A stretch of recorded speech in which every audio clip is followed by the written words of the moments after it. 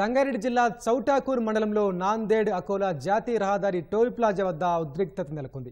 Toll రుసుం చెల్లింపుపై వాహనదారుడికి toll plaza సిబ్బందికి మధ్య వాగ్వాదంతో ఘర్షణ నెలకొంది. పరస్పరం ఒకరిపై ఒకరు దాడులకు దిగారు. వాహనదారుడిపై ఇనుప రాడ్లతో బీహార్కు చెందిన టోల్ ప్లాజా సిబ్బంది దాడి చేశారు. నిబంధనలకు విరుద్ధంగా లోకల్ వాహనాలకు కూడా టోల్ వసూలు చేస్తున్నారంటూ ఆ టోల్ ప్లాజా సిబ్బందిపై స్థానికులు ఆగ్రహం వ్యక్తం చేయడంతో ఈ ఘర్షణ నెలకొంది. పోలీసులు ఇరు వర్గాలను శాంతింపజేశారు.